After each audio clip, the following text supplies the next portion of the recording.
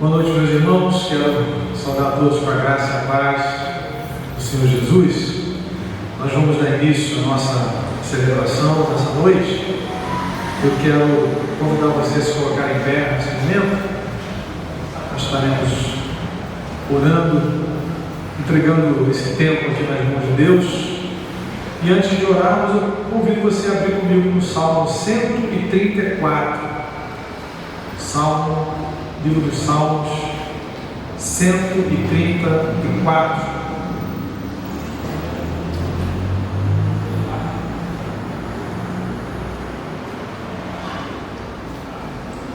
É um salmo curtinho, mas ele traz para nós um convite para nós louvarmos o nosso Deus. Eu queria convidar a Jamile para ler para a gente, Jamile, por favor. Salmo 134, são 3 versículos. E depois a gente vai orar, iniciando essa celebração. Venham e louvem a Deus, o Senhor, todos os seus servos, todos os que de noite servem no seu templo. Levantem as mãos em oração no templo e louvem o Senhor, que de Jerusalém o Senhor Deus, que fez o céu e a terra, abençoe vocês. Aleluia, né?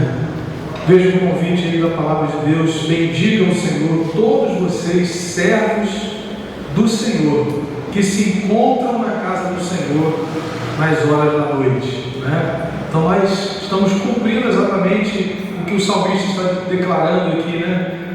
Que nós viemos aqui para bendizer o nome do Senhor, nós servos do Senhor. Que privilégio nós temos, né? De sermos chamados servos do Senhor, que se encontram na casa do Senhor nas horas da noite.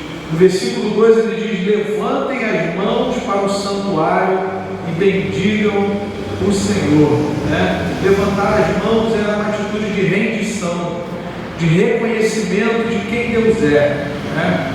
E no versículo 3 ele expressa aqui um desejo aqui de Sião, ou seja, que dada a presença de Deus, o Senhor que fez o céu e a terra, abençoe você. Amém? Então é um convite para adorarmos na certeza de que a bênção de Deus está sobre as nossas vidas.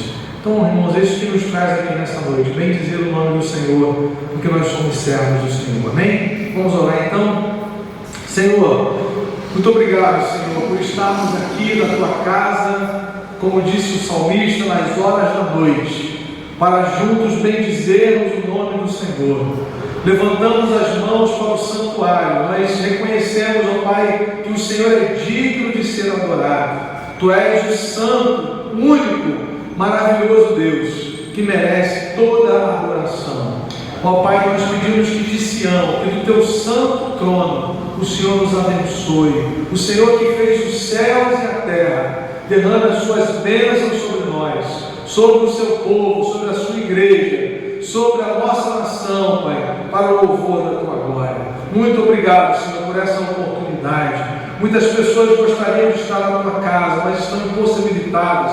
Algumas estão enfermas, algumas estão enfermas fisicamente, outras estão enfermas espiritualmente. Que o Senhor esteja restaurando essas vidas, ó Pai, tirando todo o impedimento, Pai amado, para que possam te servir, para que possam bendizer o teu nome, dar testemunho, Deus, de quem o Senhor é nas suas vidas. Obrigado pelos irmãos, pelas irmãs que já chegaram, aqueles que estão a caminho deste lugar, que sejam trazidos também em segurança para o louvor da tua glória, em nome do Senhor Jesus. Amém. Amém, queridos? Nós vamos louvar o nome do Senhor. Quero convidar os nossos irmãos aqui que vão nos conduzir nesse tempo de cânticos, de exaltação ao nome do Senhor.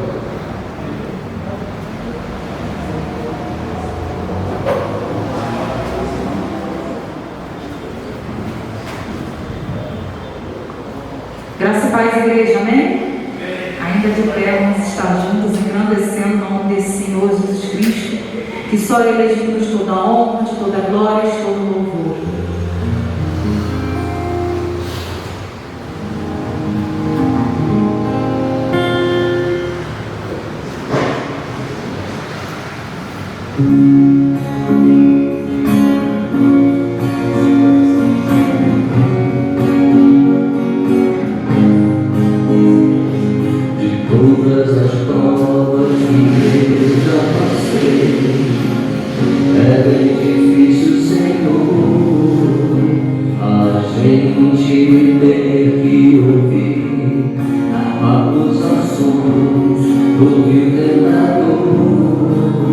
Lembranças do passado vêm e querem fazer parar, ou mesmo palavras de alguém que não quer a gente acreditar.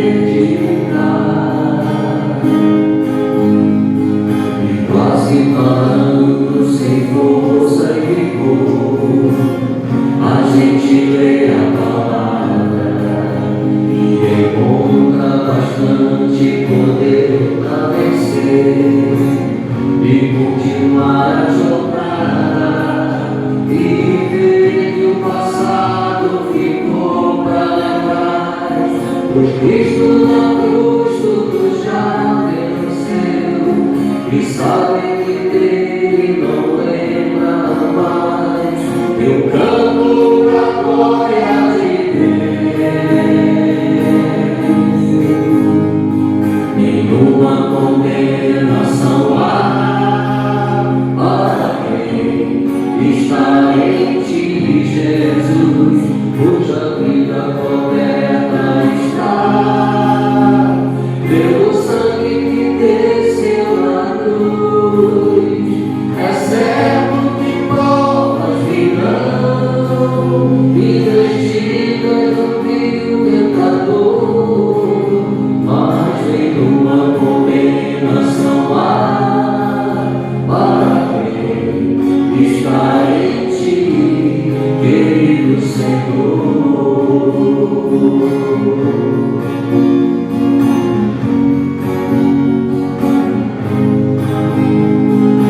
Quase parando, sem força e vigor, a gente lê a palavra, encontra bastante poder para vencer e continuar a jornada e ver que o passado ficou para trás, pois Cristo na cruz tudo já venceu e sabe que dele não lembra mais.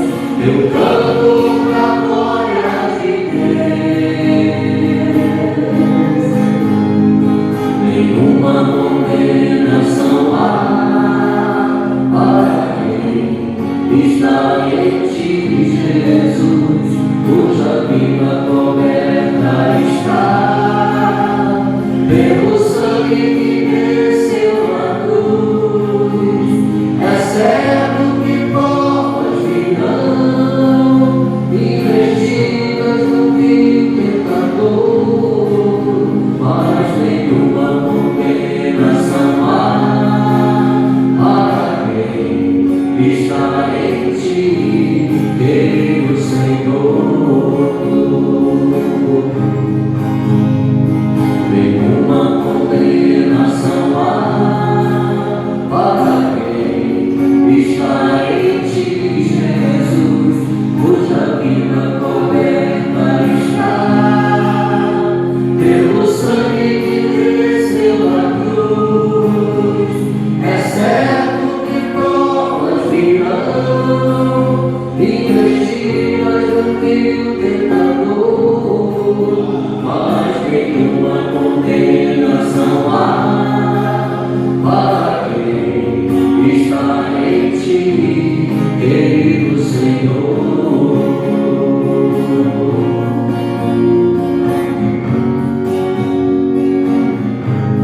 Querido Senhor. Amém.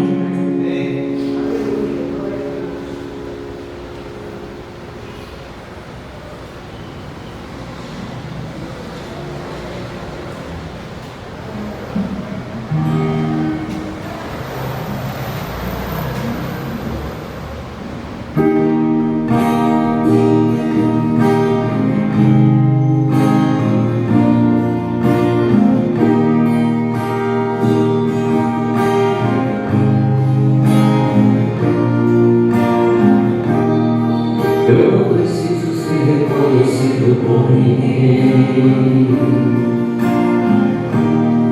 A minha glória é fazer com que conheçam a ti.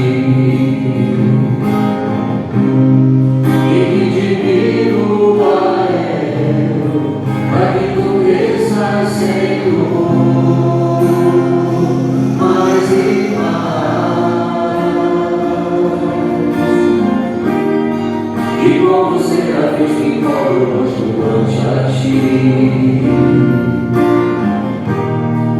Escondo o rosto para que vejam tua face em mim, e que te digo eu, para que tu cresças, Senhor. Mais e mais, do Santo dos Santos, a fumaça me esconde, sobre os olhos me vem, debaixo de tuas asas, é meu abrigo, meu lugar secreto, só tua graça me basta, e tua presença meu prazer.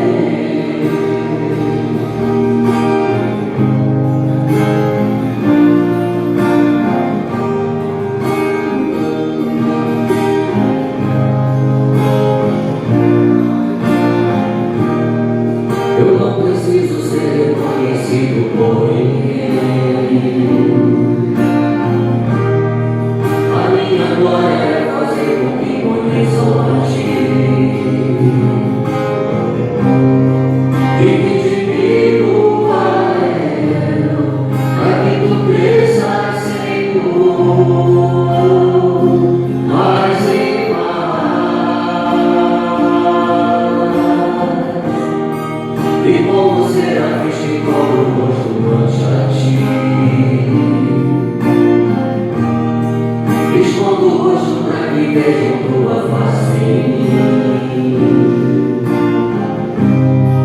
e que te digo a eu, para que tu cresças, Senhor,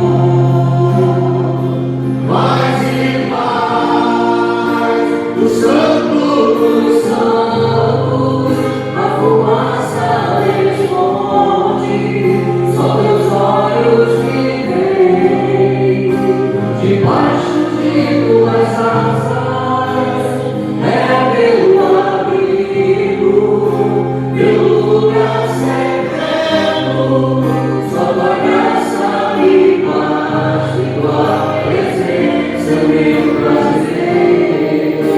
No Santo dos Santos, a fumaça me esconde, só teus olhos me veem, debaixo de tuas asas, é meu abrigo, meu lugar secreto, só tua graça me basta, e tua presença é meu prazer. Tua presença, meu prazer, tua presença, meu prazer, tua presença, meu prazer,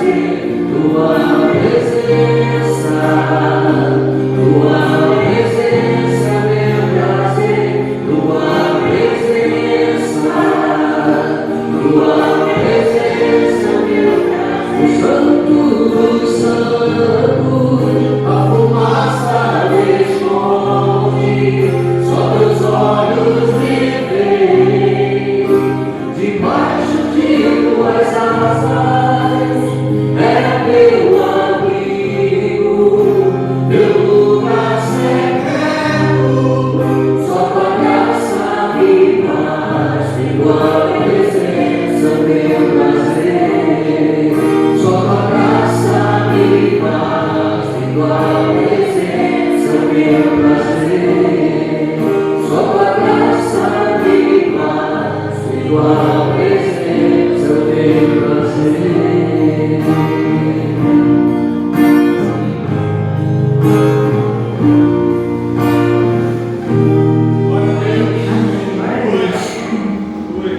Nesse momento, os irmãos estão livres para estar depositando suas ofertas.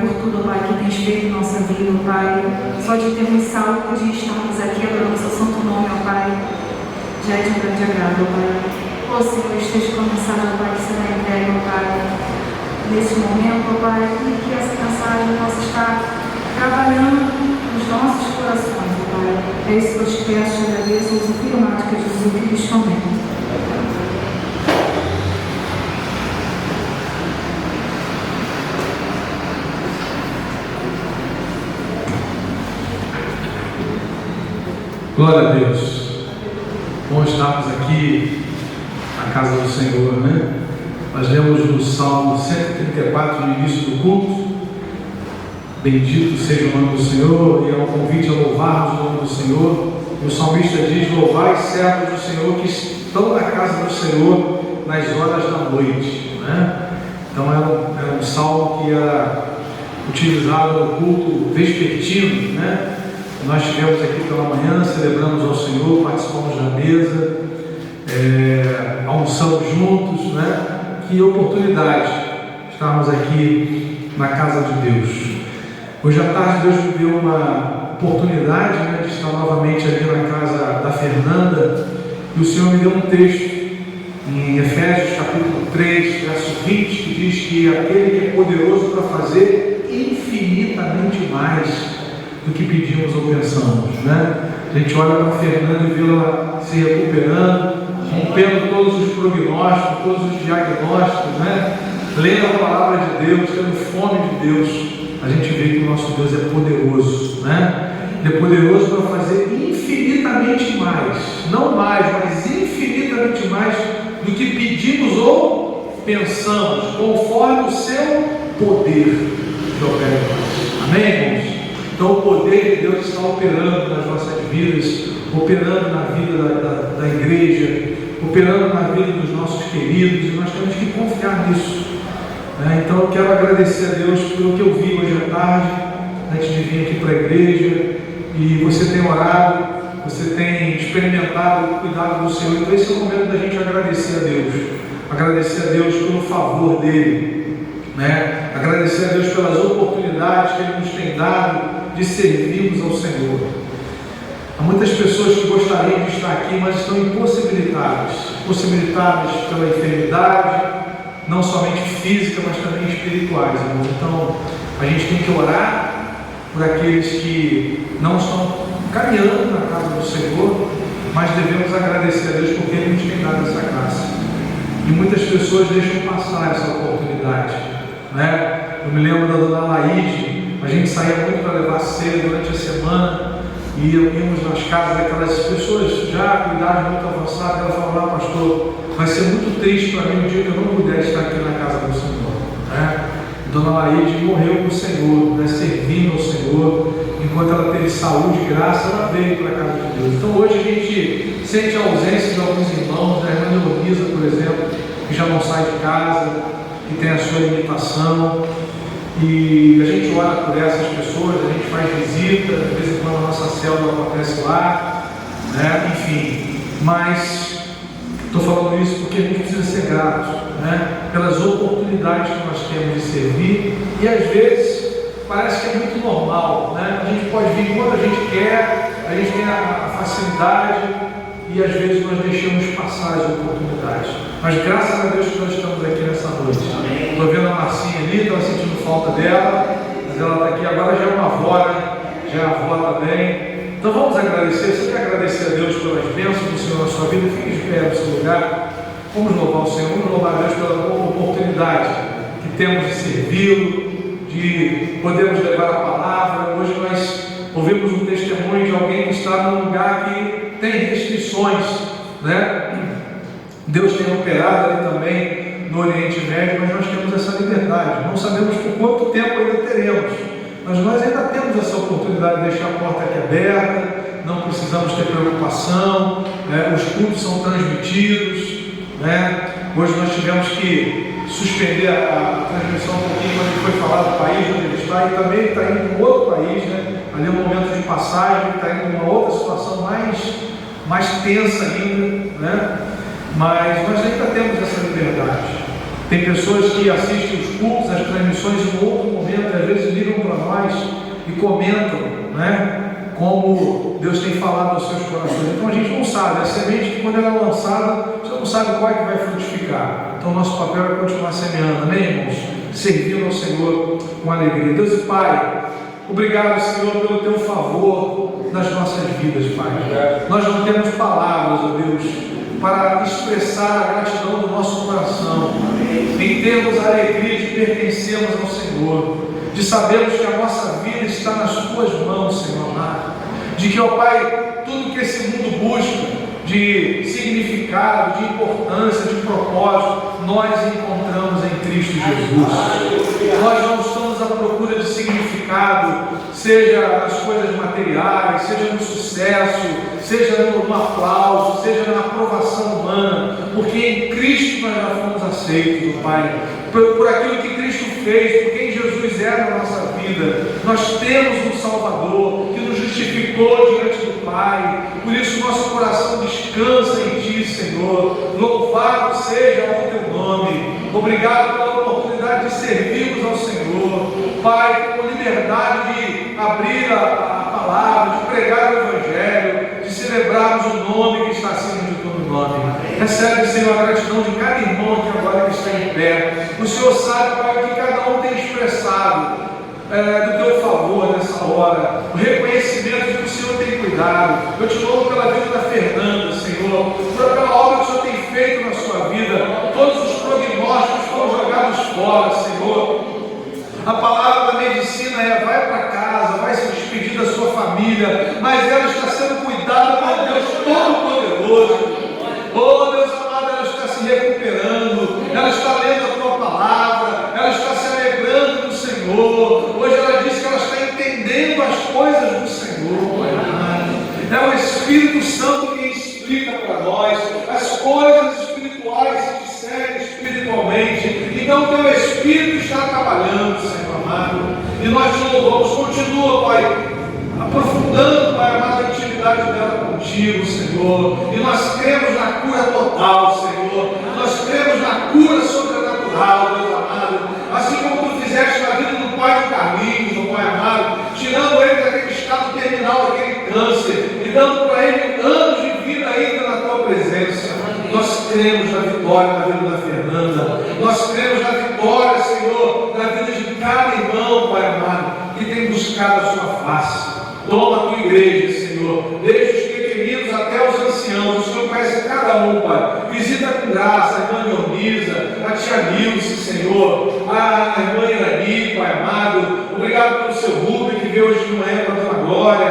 Oh, Deus amado, como essa mulher tem sido tocada pelo teu Espírito. Continua trabalhando nos corações. Obrigado pelas oportunidades durante a semana, no artesanato, no curso de Libras, na escolinha, oh Deus, no bazar. Senhor, tudo aquilo que a igreja tem podido, Deus, lançar semente, Pai, no dia a dia, no evangelismo. Ontem no hospital, aquelas vidas, Pai, 7 vidas, confessando a Cristo Jesus, Senhor. Pai, nós não temos palavras para te agradecer, Deus, o teu favor e o teu cuidado. Bendito é o teu nome, Senhor, em nome de Jesus. Amém. Glória a Deus. Pode sentar, querido. Nós também temos esse momento de oração. Vamos orar pela família do Gilson, né?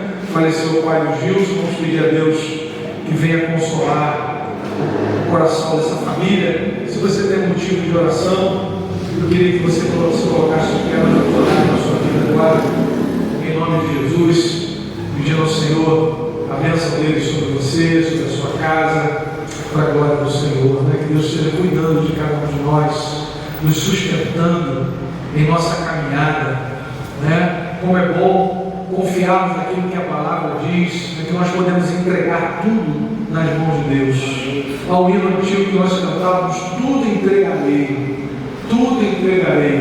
né? Sim, por ti, Jesus bendito, tudo deixarei. Como é bom poder entregar tudo no altar de Deus, né? Como é bom depositar, né? Como é bom poder aos pés da cruz depositar esse meu fardo pesado e árduo, difícil de carregar, mas o Senhor leva para nós, né? O salmista diz: bendito seja o Senhor que dia a dia leva o nosso fardo. Aleluia. Senhor, obrigado, Pai, pela tua mão de poder. Obrigado pelo teu sustento. Agora nós clamamos por cada irmão aqui, Senhor. Suplicamos a bênção que cada um aqui necessita. Que o Senhor esteja estendendo a sua mão, abençoando, ó Deus, socorrendo. A tua palavra nos garante que o Senhor é aquele que socorre aqueles que em ti esperam, Senhor. E nós não esperamos do homem, nós não esperamos do Trump, nós não esperamos do Lula, nós não esperamos do Bolsonaro. Nossos olhos estão colocados em ti, Senhor. Tu és o Senhor sobre todas as coisas, Pai.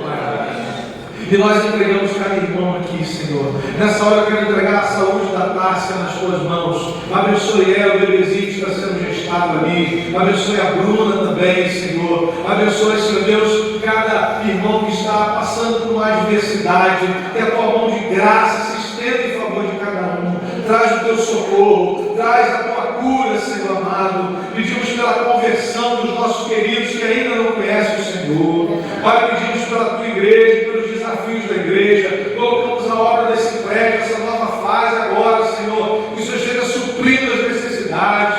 Oh, Pai amado, nós confiamos em ti, Deus amado. Tu és o dono do ouro e da prata.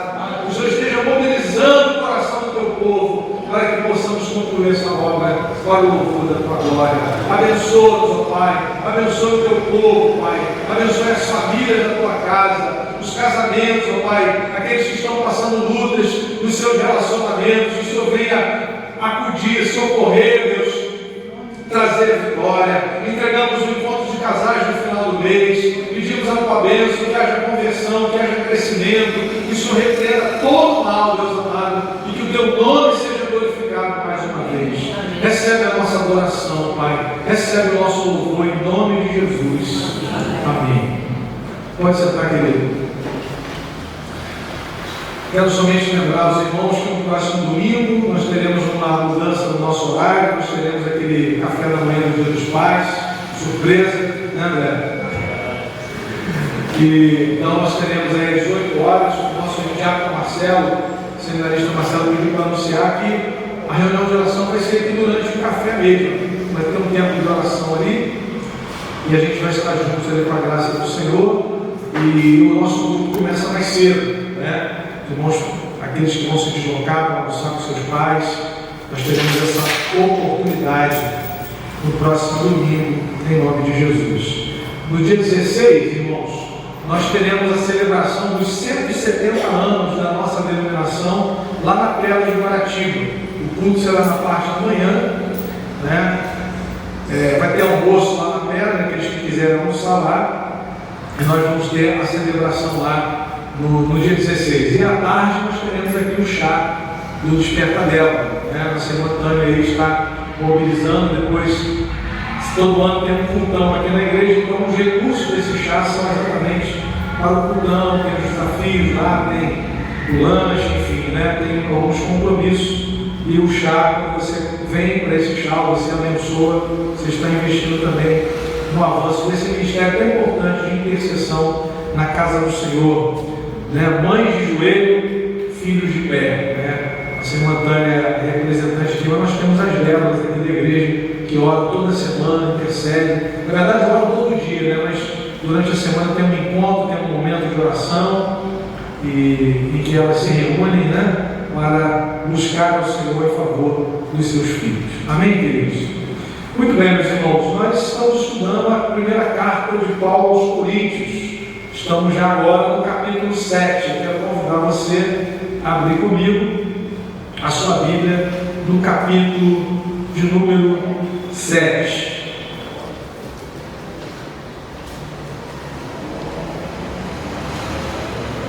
É um capítulo grande. Então eu vou ler alguns versículos, eu vou comentando outros versículos.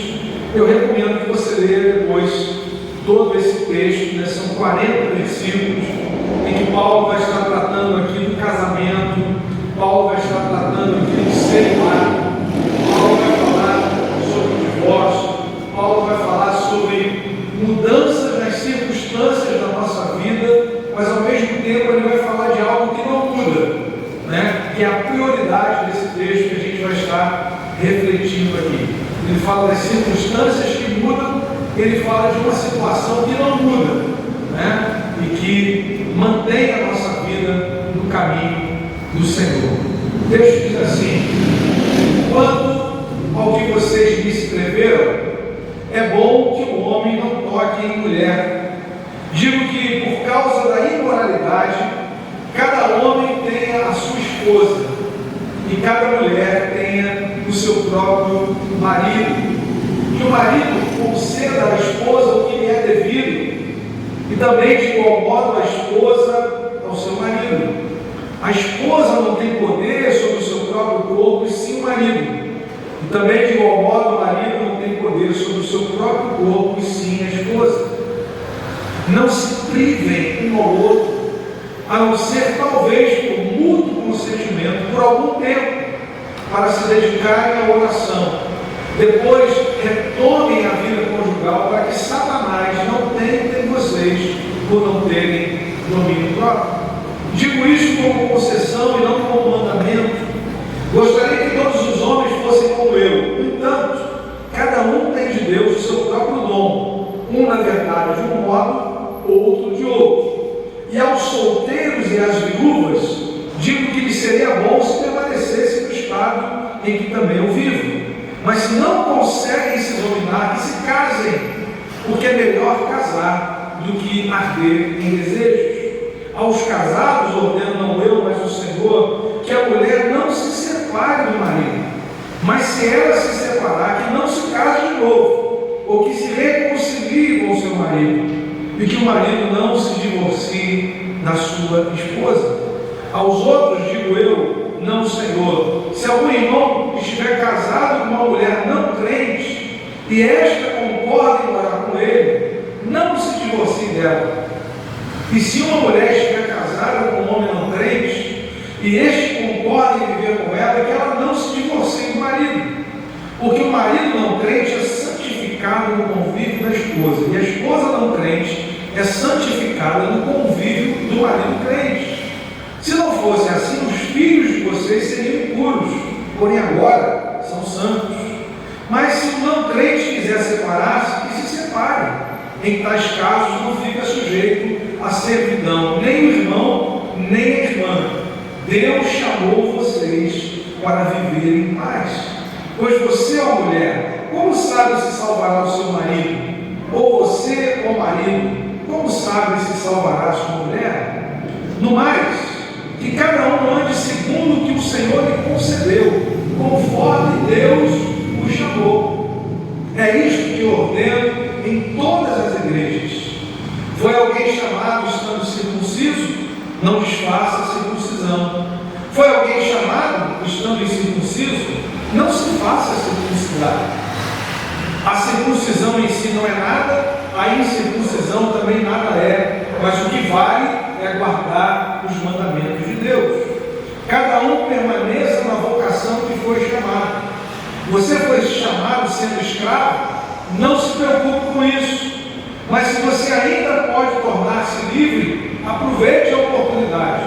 Pois quem foi chamado no Senhor, sendo escravo, é liberto que pertence ao Senhor.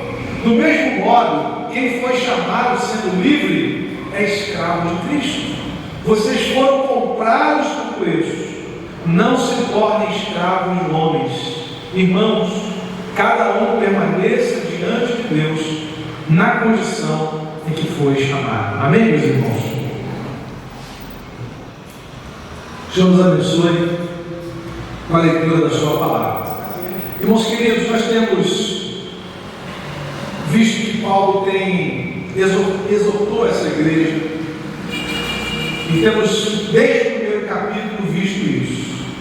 E antes de qualquer exortação, Paulo primeiro apresentou a natureza da igreja. É muito importante a gente sempre voltar nisso, porque se nós não entendemos o que vem desde o início, a gente acha que são palavras isoladas, né? Que são textos isolados, que são exortações isoladas, mas de fato não são. Paulo está se dirigindo a uma igreja de Cristo. No capítulo 1 ele fala, né? Vocês que foram santificados em Cristo Jesus, chamados para ser santos, né? No capítulo 6, no versículo 11, é importante nós nos lembrarmos dessa base. Paulo diz: alguns de vocês eram assim. Ele vai citar nos versículos anteriores uma série de pecados que pessoas viviam no passado, até mesmo membros daquela igreja de Corinto viveram nessas práticas anteriores. No versículo 11 ele diz: alguns de vocês eram assim, mas vocês foram lavados, foram santificados, foram justificados no nome do Senhor Jesus Cristo e no Espírito do nosso Deus. Então, toda a base que Paulo lançou aqui é o fundamento para ele exortar a igreja. Ou seja, aqui ele estava falando no início dos primeiros capítulos sobre a unidade da igreja, né? A igreja de Corinto enfrentava um problema de divisão, e Paulo diz: olha, nós somos a igreja do Senhor.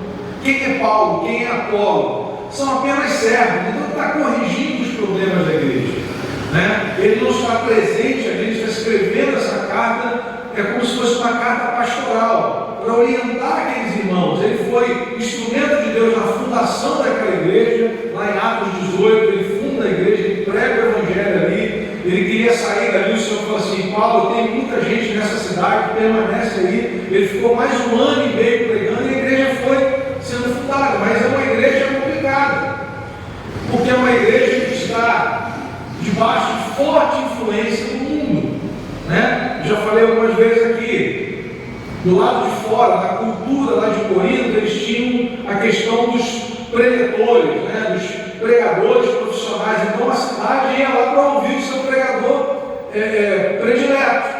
Isso entrou na igreja. Paulo diz: olha, não é Paulo, não é Pedro, né? Não é Apolo, mas é Cristo. Cristo é o fundamento. Ninguém pode lançar outro fundamento a não ser Cristo. Também nós temos aprendido que aquela igreja estava debaixo de uma forte influência na questão da sexualidade. Havia muita promiscuidade. Até hoje o termo Corinto, né? Viver a Corinto significa a libertinagem sexual, né? Então aquela igreja, ela estava passando por esse ataque. Os irmãos perceberam que no capítulo 5, Paulo trabalhou a questão da imoralidade. E ele ficou admirado que a igreja demorou demais, tolerou demais alguém que estava tendo relacionamento imoral dentro da igreja. Alguém que se relacionava com a sua madrasta. Paulo diz: olha, já dei a sentença, exclui esse sujeito, em nome do Senhor Jesus, entrega a Satanás para que o corpo seja salvo no final. Ou seja, ele vai sair da influência do cuidado da igreja para experimentar o desgosto que é viver no pecado. Depois nós vimos que na segunda carta essa pessoa ela é redimida, né? A ideia que o texto nos dá é que ele se arrependeu do seu pecado. Então a disciplina bíblica ela é para correção, para mudança, para transformação. E na semana passada, nós no capítulo 6, nós vimos aqui a questão do corpo, né? Então vejam que o capítulo 7 é uma continuidade do que Paulo estava tratando no capítulo 6. No capítulo 6 ele falou: olha, o corpo de vocês é templo do Espírito Santo. Então ele não pode ser utilizado de qualquer maneira. Nós vimos 3 conceitos sobre essa questão do corpo, né, da sexualidade. Nós vimos semana passada aqui, na perspectiva grega, o que o indivíduo faz com o seu corpo não tem qualquer relevância para a sua vida espiritual. Era a influência de Corinto, né? Então a gente precisa entender, irmãos, o pano de fundo do Novo Testamento. Nós temos a influência judaica na questão religiosa, na herança religiosa, e nós temos a influência cultural greco-romana, né? Sobretudo na filosofia grega, que dizia o seguinte: olha, aquilo que é físico não é importante, o que importa é o nosso conhecimento, aquilo que é elevado tem a ver com o conhecimento, com a mente. Então, era muito comum eles se entregarem à prostituição, porque o corpo não servia para nada. E a igreja está vivendo nesse contexto, né? A gente vive, por exemplo, no Rio de Janeiro, uma cidade altamente marcada pela promiscuidade. Então nós lidamos com esse problema, né? A questão da nudez, a questão do carnaval, a exposição do corpo, do físico, né? Então nós vivemos num estado que também tem essa influência terrível. E a igreja vive essa realidade de poder testemunhar nesse ambiente, mas também de se resguardar, de cumprir aquilo que a palavra de Deus diz. Então, na perspectiva grega, o que o indivíduo fazia com o seu corpo não tinha importância na sua vida espiritual. Na perspectiva hebraica, nós vimos que o que o indivíduo faz com o seu corpo é muito importante para a sua vida espiritual, porque na perspectiva hebraica existe uma visão do todo, né? Não tem essa separação da filosofia grega: isso aqui é material, isso aqui é espiritual. O homem, na cosmovisão hebraica, ele tem o sopro de vida, ele recebeu o fôlego de vida num corpo físico. Então é uma unidade, né? É uma unidade. O homem é composto da parte material e da parte imaterial, mas tudo está debaixo da influência de Deus. E na perspectiva cristã, o que o indivíduo faz com o seu corpo afeta vitalmente o seu relacionamento com Deus. E nós vimos na semana passada, no capítulo 6, Paulo dizendo, nos versículos 19 e 20 especialmente, né, no 18 ele diz: fujam da imoralidade sexual. Por que fujam da imoralidade sexual? Porque no 17 ele diz: aquele que se une ao Senhor é um só espírito com Ele. O nosso espírito foi regenerado, e o nosso espírito habita onde? Habita num corpo. Então, se nós somos um no Senhor, um espírito no Senhor, fuja da imoralidade sexual. Verso 19: será que vocês não sabem que o corpo de vocês é santuário do Espírito Santo que está em vocês, e que vocês receberam de Deus, e que vocês não pertencem a vocês mesmos? Então, irmãos, agora o nosso corpo não é mais nosso. 1 Coríntios 6,19. Por que ele não é mais nosso? O verso 20 explica: porque nós fomos comprados por preço. Amém, irmão? E nós sabemos qual foi o preço. Pedro vai dizer: não foi prata, não foi ouro, mas foi o sangue do Cordeiro. Aleluia. E ele nos comprou, irmãos, completamente. completamente, integralmente, não somente a nossa parte imaterial, né? Mas Ele nos comprou integralmente, o nosso corpo. Enquanto nós estamos aqui nessa vida, esse corpo é também para a glória de Deus. Ele também foi comprado pelo sangue de Jesus.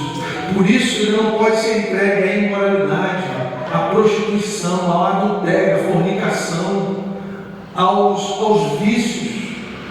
Faz parte da mordomia cristã nós cuidarmos. Nós falamos semana passada sobre isso, né? E nós temos responsabilidade com esse templo. Deus nos deu esse corpo para que nós possamos louvá-lo também com o nosso corpo. Amém? E aí nós chegamos agora no capítulo 7. Então, se Paulo, no final do capítulo 6, estava tratando da imoralidade sexual, é mais do que justo ele agora mostrar como é que Deus supre a nossa vida, né? Nessa questão da sexualidade. E Paulo vai falar do quê? Vai falar do casamento. E os irmãos percebem que ele começa dizendo no verso 1 do capítulo 7: quanto ao que vocês me escreveram. Então, o que nós concluímos aí, irmãos? Que aqueles irmãos que estão caminhando agora no Evangelho, eles querem saber como é que eles vão proceder dentro de casa. Como é que eles vão lidar com a questão da família, do casamento. Porque agora existe uma nova maneira de nós olharmos para a nossa vida, a partir da nossa identidade em Cristo Jesus. Então, o que nós vamos ver aqui nesse capítulo é que a nossa identidade em Cristo ela é definida pelo chamado de Deus. A palavra chamado aqui vai aparecer várias vezes. Nós fomos chamados, somos chamados por Deus, lavados, santificados, justificados. E Paulo vai nos mostrar nesse capítulo que em que ele está falando de sexo, casamento, celibato, que as circunstâncias da vida elas podem ser alteradas. Mas o destaque de Paulo é o propósito de Deus para nós. Ele nos chamou para nós o servirmos. Servirmos em toda e qualquer circunstância. Servirmos sendo casados, servimos ao Senhor sendo viúvos, servindo ao Senhor sendo solteiros, servindo ao Senhor socialmente sendo escravos, servindo ao Senhor sendo livre. Essa é a ideia central aqui nesse texto. A prioridade de Paulo é: fomos chamados por Deus. Amém, irmãos? Fomos chamados por Deus. E é nesse chamado que nós encontramos a nossa identidade e satisfação. A nossa identidade, o nosso significado, a nossa satisfação, elas estão no nosso chamado para servir ao Senhor. Como isso é importante, irmão? Sabe por quê? Porque a gente vai ver aqui que as circunstâncias elas mudam. As circunstâncias mudam. Mas esse chamado, ele é eterno. Louvado seja Deus. As circunstâncias mudam. Sim, uma pessoa casada pode se tornar viúva. Uma pessoa solteira pode se casar. Uma pessoa que é escrava pode ser livre. É isso que Paulo está dizendo. Mas existe algo que não muda. Nós fomos chamados para pertencer ao Senhor. Nós fomos chamados para servir ao Senhor, independente das circunstâncias. E como nós ouvimos isso? Pessoas dizendo assim: olha, se essa circunstância da minha vida mudar, eu vou servir ao Senhor. É só minha filha se formar, é só meu filho se casar, é só aquele processo da justiça sair, aí eu vou servir ao Senhor. Ou seja, o servir ao Senhor está dependendo de uma circunstância. Mas o que nós lemos aqui nesse texto é que nenhuma circunstância tem o poder de parar a nossa vida, de vivermos o propósito de Deus. Fomos chamados para servir ao Senhor com alegria, para servirmos ao Senhor em qualquer situação. Nós fomos livres para servir. Paulo vai usar esse trocadilho aqui, né? Nós somos libertos do Senhor para podermos servir a Cristo, para podermos consagrar a nossa vida ao Senhor. Versículo 22, pois quem foi chamado do Senhor sendo escravo, é liberto e que pertence ao Senhor. Do mesmo modo, quem foi chamado sendo livre, é escravo de Cristo.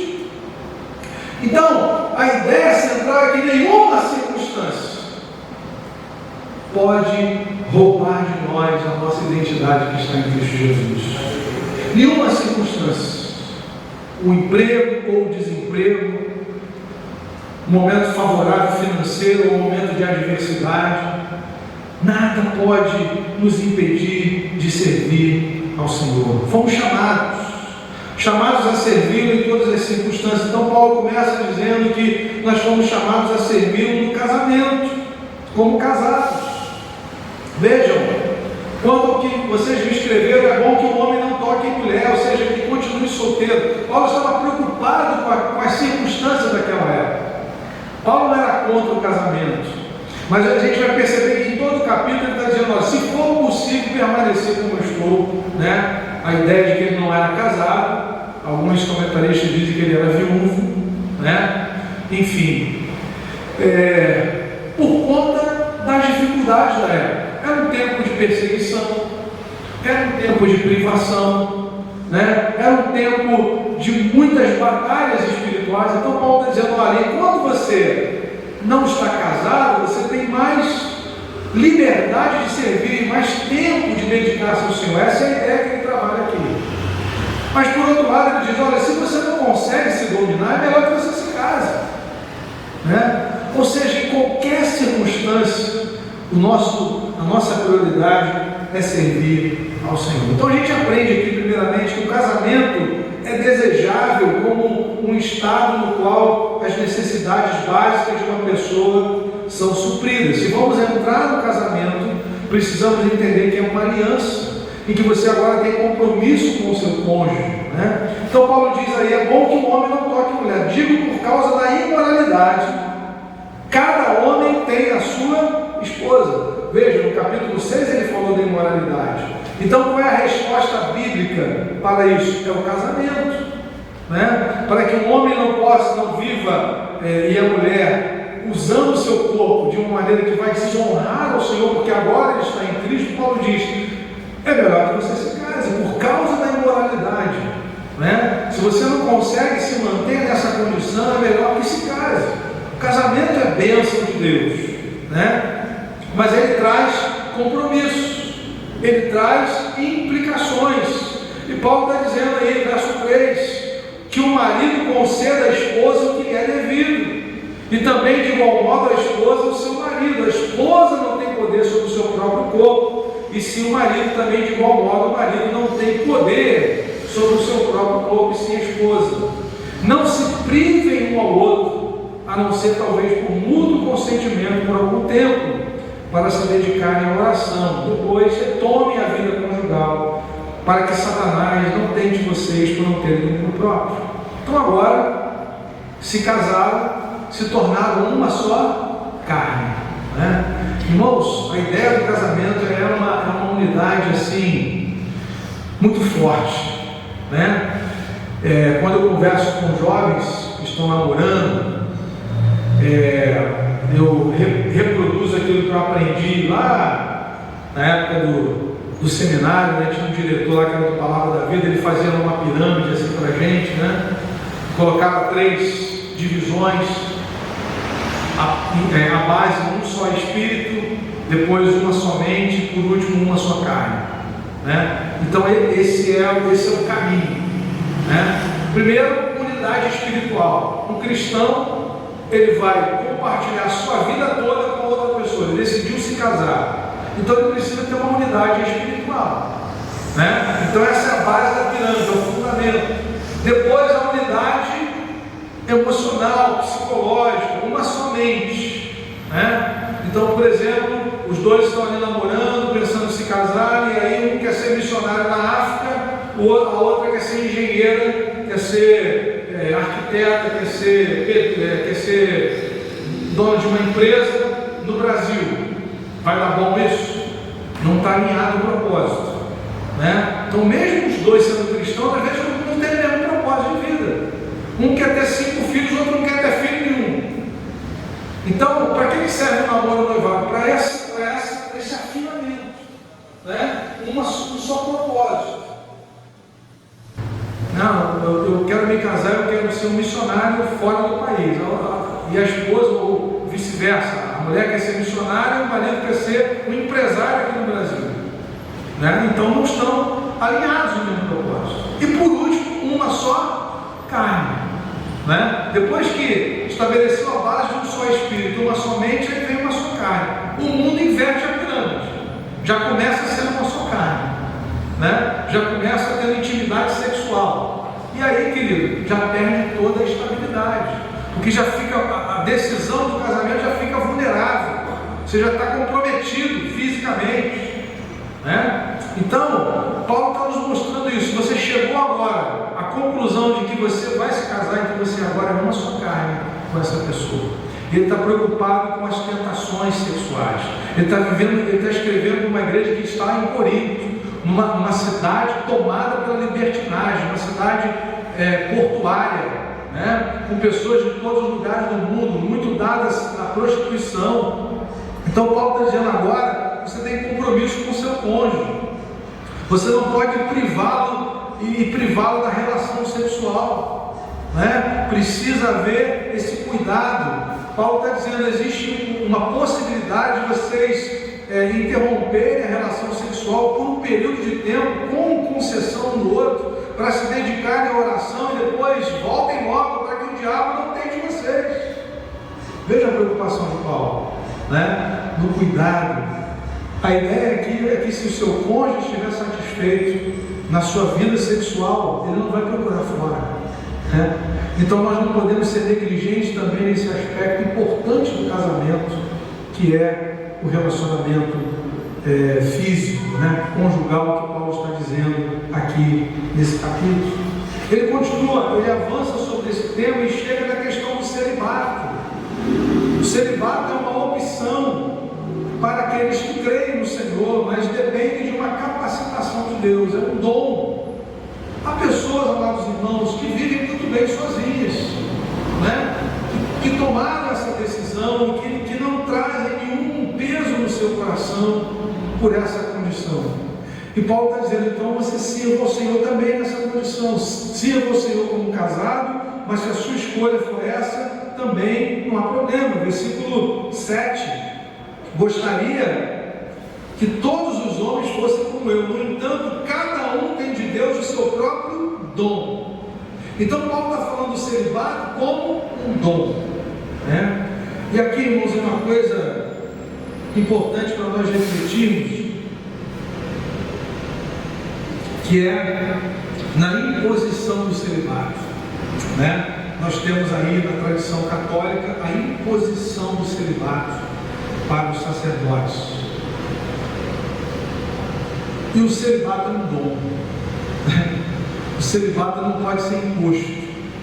E aí a gente tem uma série de problemas, muitos divulgados e outros ocultos, de pessoas que têm problema na sua sexualidade por causa de um celibato que foi imposto, que não é o dom da pessoa. Muitos gostariam de se casar, e muitos têm problemas nessa área porque o celibato precisa ser um dom. Porque naturalmente, podemos dizer assim, naturalmente, o homem foi criado para ter uma mulher e se relacionar e ter filhos. É bênção da criação, né? Crescer de fecundos, multiplicar, e crescer, encher a terra. Então essa é a vocação, podemos dizer assim, original ou natural. Então quando Paulo está falando aqui do celibato, perceba que ele diz, olha, é uma questão de dom. Gostaria, verso 7, que todos os homens fossem como eu, no entanto, cada um tem de Deus o seu próprio dom, um na verdade de um modo, outro de outro. Jesus vai falar isso em Mateus 19, há pessoas que fazem essa escolha e vivem bem, vivem em paz, né? Embora o texto lá de Gênesis vai dizer, não é bom que o homem esteja só, mas há pessoas que fazem essa opção, se dedicam mais à obra do Senhor. Nós temos inúmeros exemplos, até na nossa denominação, de missionários, né? Sandra Roger é uma delas, e outras que nós conhecemos, que vivem em paz, e missionários também, que fizeram essa escolha de vida, que vivem na presença do Senhor, que não tem crise nessa área, porque se sentem abençoadas nessa forma, nesse estado de servir o Senhor. Então Paulo está falando sobre isso. As circunstâncias, elas não devem ser impedimento para que nós possamos servir ao Senhor, né? Depois ele vai continuar falando do casamento, ele vai falar sobre a estabilidade da família, que é o alvo para o crente, em obediência a Cristo, permanecer no casamento. Ele diz que não é recomendável que o marido abandone a sua esposa, né? Então Paulo vai fazer várias abordagens aqui sobre o casamento, mas o alvo é a estabilidade, até mesmo daqueles que se converteram já casados com pessoas não crentes. Então ele vai dar esse exemplo aqui, né, que se depender do cristão, permaneça no casamento. Agora, existe a possibilidade do cônjuge não crente querer ir embora. E aí Paulo também fala sobre isso, versículo 15: se o não crente quiser separar-se, que se separe. Em tais casos não fica sujeito à servidão, nem o irmão, nem a irmã. Deus chamou vocês para viverem em paz. Não temos a certeza da conversão do cônjuge não crente, diz o verso 16, oramos por isso, pregamos o Evangelho, mas não temos a garantia, né? Então a ideia do texto é que essas pessoas se converteram já casadas, né? E aí Paulo está dizendo, se houver o desejo do cônjuge não crente de permanecer casado, não se aparte, né? Da mesma forma em relação ao divórcio, né? Paulo diz que eles devem permanecer casados. A estabilidade da família é algo desejável. Verso 10: aos casados ordeno não eu, mas o Senhor, que a mulher não se separe do marido, né? Mas se ela se separar, não se case de novo, que se reconcilie com o seu marido, e que o marido não se divorcie da sua esposa, né? E aí, irmãos, o que Paulo está nos ensinando nesse capítulo é que o alvo de Deus é que o sirvamos, cumprindo o nosso chamado, apesar das circunstâncias da nossa vida. E eu queria então trabalhar rapidamente 2 pontos aqui, para nós orarmos, que são pontos centrais aqui nessa passagem. Primeiro, as circunstâncias mudam. Segundo, a nossa condição de filhos de Deus, a nossa identidade em Cristo, ela jamais vai mudar. Então veja, como as circunstâncias mudam, a gente vê nesse capítulo. Primeiro, o casado pode ficar viúvo, é uma circunstância que muda. O solteiro pode se casar, versículos 8 e 9. O solteiro pode permanecer solteiro, pelo celibato, se ele tem isso bem definido diante do Senhor. O viúvo pode se casar de novo no Senhor, versículo 39, Paulo diz isso. A mulher está ligada ao seu marido enquanto ele vive, mas se o marido morrer, ela fica livre para casar com quem quiser, mas somente no Senhor. Então as circunstâncias mudam. O casado pode ficar viúvo, o solteiro pode se casar, o viúvo pode se casar de novo no Senhor, o escravo pode ter a sua situação mudada, né? Paulo diz, se converteu escravo. E aqui, irmãos, a escravidão, nesse tempo aqui, era algo legítimo e trazia certa segurança social para as pessoas. Paulo está falando da escravidão transatlântica que a gente conhece, que é pecaminosa, né? Que é abominável diante do Senhor por causa da dignidade do ser humano, independente da sua origem, da sua nacionalidade, da sua cor da pele. Não é isso que Paulo está falando. Algumas pessoas até preferiam se colocar nessa condição por causa de alguns privilégios sociais. Mas Paulo está dizendo aqui, se você tiver a oportunidade de sair dessa condição, tudo faça. Ou seja, essa também é uma circunstância que poderia ser mudada. Os irmãos se lembram da carta de Paulo a Filemon, ele falando de Onésimo, olha, ele era um escravo, mas agora ele é seu irmão. Receba como um irmão amado, né? E aí Paulo está dizendo que essa também é mais uma circunstância. Versículo 20: cada um permaneça na vocação em que foi chamado. Você foi chamado sendo escravo, ouviu o Evangelho, você está nessa posição de escravo. Não se preocupe com isso, ou seja, essa circunstância não vai te impedir de servir ao Senhor. Então Paulo está defendendo a escravidão? Não, olha o que ele vai dizer. Você foi chamado, não se preocupe, mas se você ainda pode tornar-se livre, aproveite a oportunidade. É mais uma circunstância que pode ser mudada. E isso acontecia, ele comprava a sua liberdade. Mas veja, 22, 23 e 24, a nossa identidade, ela está firmada em Cristo Jesus. Pois quem foi chamado no Senhor, então, irmãos, ser chamado é o princípio maior aqui dessa passagem. Se os irmãos perceberem, várias vezes Paulo vai usar essa expressão chamado. Versículo 15: Deus chamou vocês para viver em paz.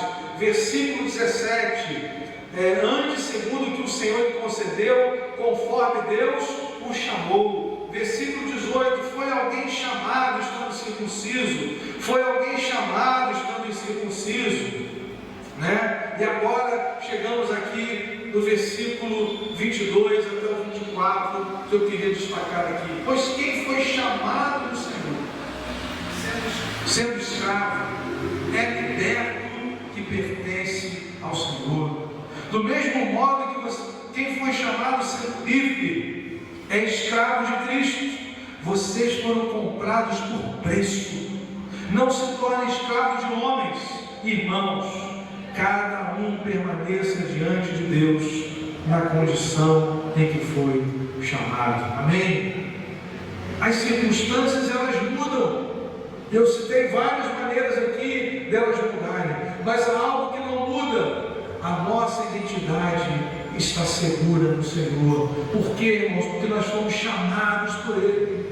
Não fomos somente chamados, ouvimos a voz de Jesus, cremos no Evangelho, mas nós fomos comprados. Comprados, Paulo diz aí no versículo 23, comprados por preço. É interessante que ele termina o capítulo 6 falando a mesma coisa. Como é que terminou o capítulo 6, verso 20? Porque vocês foram comprados por preço. E ele volta a carga aqui, ele volta ao mesmo tema, dizendo que nós fomos comprados por preço. Então não é o casamento, não é a viuvez, não é o celibato, não é a escravidão, não é a condição de livre que determina a nossa vida. O que determina a nossa vida, a nossa segurança, o nosso significado, a nossa importância nesse mundo é que nós somos filhos de Deus em Cristo Jesus. Não importam as opiniões, o que importa é quem nós somos aos olhos de Deus. Aos olhos de Deus nós somos filhos amados, porque Ele nos chamou. Fomos chamados e fomos comprados para o louvor da glória de Deus. Então a ideia do texto é: esteja satisfeito com a sua identidade em Cristo e busque servir ao Senhor em todas as circunstâncias. Em todas as circunstâncias, irmãos. Que nós não venhamos a dar ouvidos ao nosso adversário, porque ele é mestre em fazer isso. Está vendo? Você está servindo ao Senhor e agora você está passando por essa situação. As circunstâncias, né? O diabo ele tenta nos convencer de que nós só servimos a Deus por interesse. Essa foi a tese dele a respeito de Jó. Jó só é crente porque ele é rico. Jó só é crente porque ele tem tudo. O dia que se eu tirar tudo dele, ele deixa de ser crente. E Jó glorificou a Deus até o final. E Deus mudou a sorte dele, deu o dobro para ele. Louvado seja o nome do Senhor, irmãos. Que as circunstâncias da vida não venham impedir que nós venhamos a servir ao Senhor. Você está casado? Sirva ao Senhor com a sua família. Você está solteiro? Aproveite esse tempo. Sirva ao Senhor. Você tem mais tempo para se dedicar à obra do Senhor. Mas se você tem o alvo de se casar, busque a direção de Deus. Se case no Senhor. Busque alguém que vai caminhar com você no mesmo nível espiritual, no mesmo propósito de vida, para que vocês sejam uma só carne e possam ter filhos para a glória do Senhor.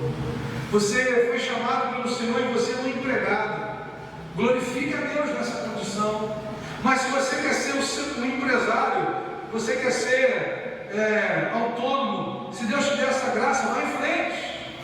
Se você entende que vai servir ao Senhor melhor numa outra condição, se prepare, estude, busque a Deus, confia no Senhor, não se acomode. Paulo está dizendo, nós não podemos nos acomodar. O nosso Deus é um Deus que muda as circunstâncias. O que não muda é quem nós somos aos olhos dele. O que não muda é aquilo que Cristo fez por nós, queridos, em nome de Jesus. E nós estamos seguros no Senhor.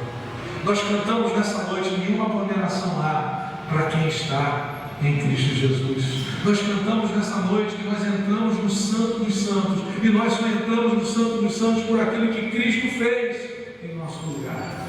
Nós cantamos o Evangelho, nós cantamos a obra de Cristo, porque é a obra de Cristo que nos traz segurança. Eu conversava essa semana com um pai, falando do filho dele. O menino tem recurso, o pai tem dinheiro, mas ele é super inquieto. Ele não para em lugar nenhum. Nada está bom para ele. Sabe por quê? Porque ele está buscando segurança, significado fora de Jesus. E fora de Jesus você não encontra o seu significado.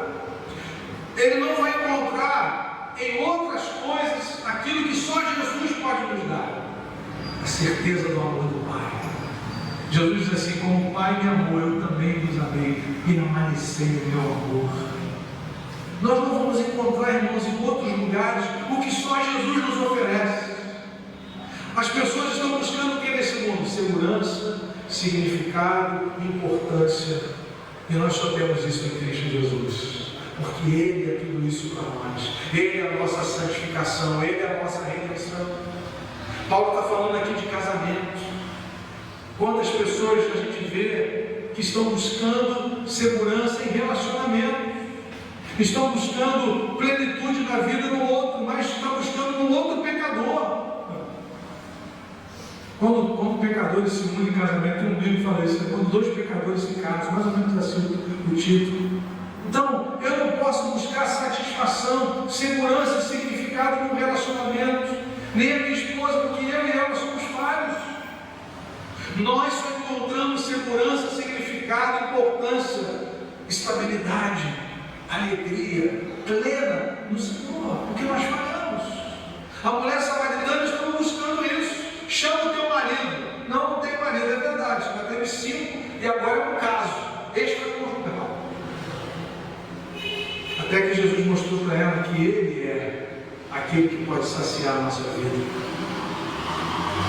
Se eu te der, se você beber da água que eu me der, você nunca mais vai ter sede.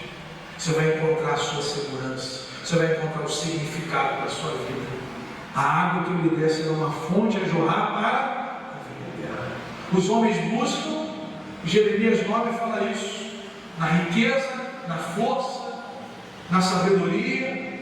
Não se glorie o sábio na sua sabedoria, nem o forte na sua força, nem o rico na sua riqueza, mas o que se gloriar, glorie-se em saber que eu sou o Senhor. A sabedoria vai se apagando, a força vai se esvaindo, a riqueza vai embora, mas se nós estamos no Senhor, nós estamos seguros do seu amor. Amém, querido? Paulo está dizendo isso aqui nesse capítulo. Eu queria que você lesse com calma todos os 40 versículos, mas em resumo ele está dizendo, as circunstâncias mudam, elas não podem nos impedir de servir ao Senhor, de cumprir o propósito maior da nossa vida, que nós fomos chamados em Cristo, para servirmos ao Senhor.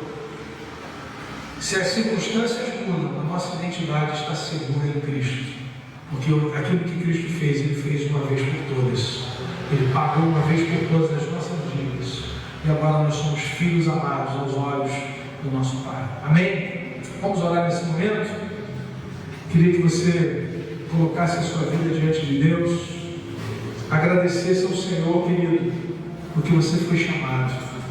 Se Você foi chamada. Paulo diz: nós fomos chamados do Senhor. Um dia a voz de Jesus chegou até nós e nós olhamos para a nossa vida e sabemos que isso não dependeu de nós, porque se dependesse de nós, a gente caminharia cada vez mais longe de Deus, cada vez mais distante de Deus. Era a nossa vida, até mesmo dentro da religiosidade, né? Porque aqueles também que são religiosos, que confiam na sua justiça própria, também estão afastados de Deus, também estão negando a obra de Cristo, porque acham que não precisam do Senhor.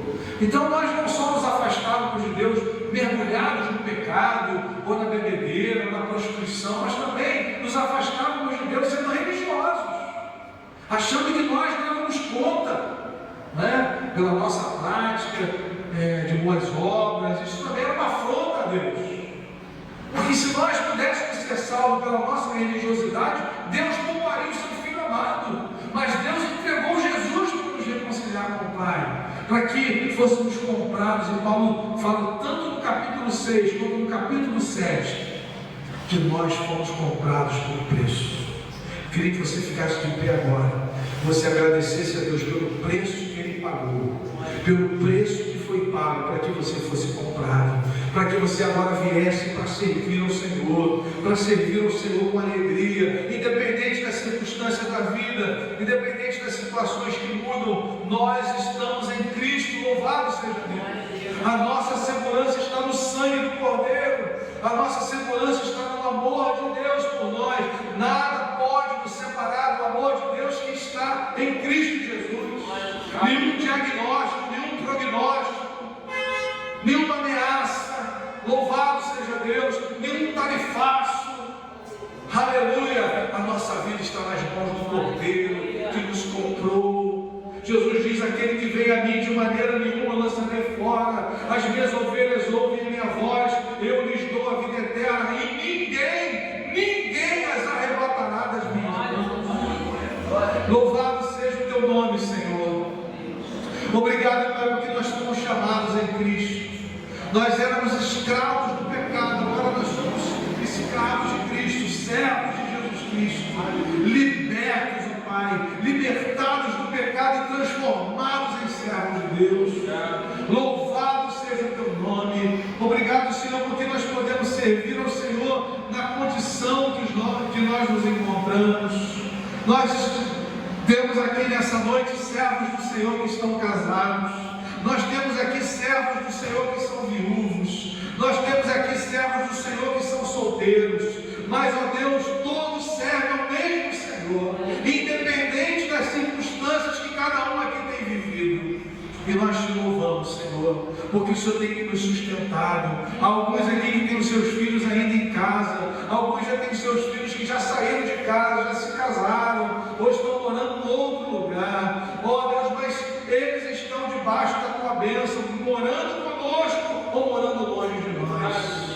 As circunstâncias mudam, mas o teu amor permanece para sempre. As circunstâncias mudam, mas a segurança que nós temos em Cristo, ela é inabalável, Senhor. A nossa vida não está colocada, ó Deus, sobre a areia. A nossa vida está firmada na rocha. Quando abatido estou, leva-me para a rocha que é mais alta do que eu, Senhor. Louvado seja o teu nome, pela segurança que nós temos no teu amor e pela oportunidade que nós temos de servir ao Senhor em qualquer circunstância da nossa vida. Nós te damos graças por isso, em nome de Jesus. Amém. Deus te abençoe, irmãos. Vamos louvar o Senhor? Mais uma canção.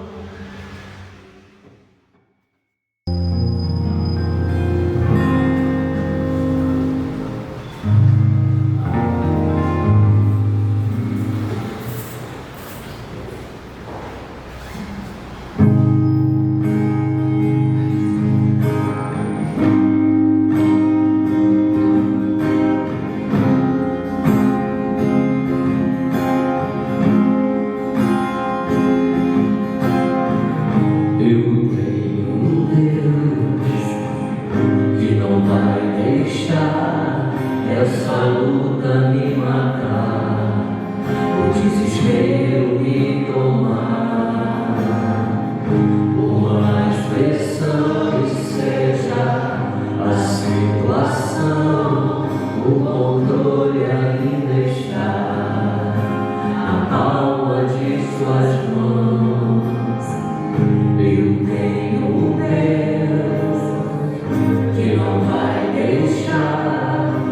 essa luta me matar, o desespero me tomar, por mais pressão que seja a situação, o controle ainda está na palma de suas mãos.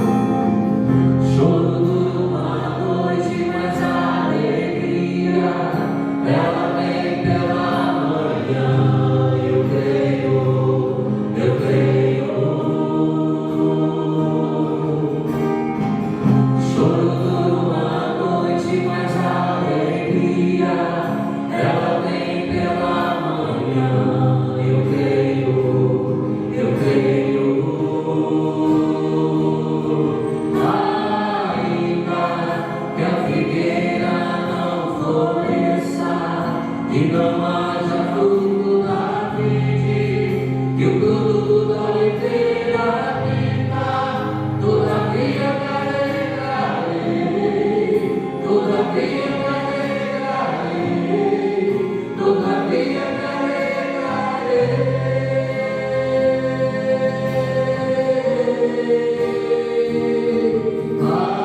Ainda que a figueira não floresça, que não haja fruto na vide, que o produto da oliveira minta, todavia me alegrarei, todavia me alegrarei, todavia me alegrarei.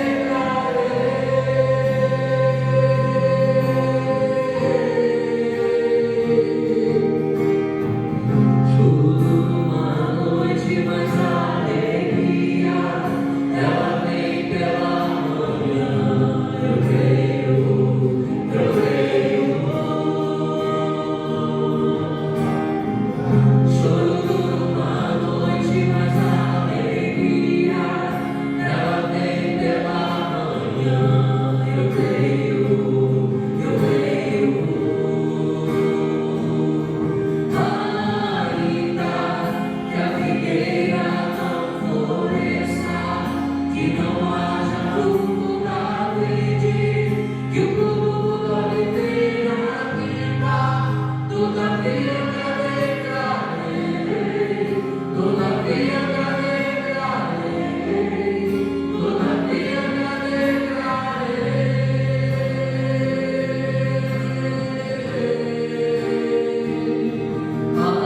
Ainda que a figueira não floresça, que não haja fruto na vide, que o produto da oliveira minta, todavia me alegrarei, todavia me alegrarei, todavia me alegrarei.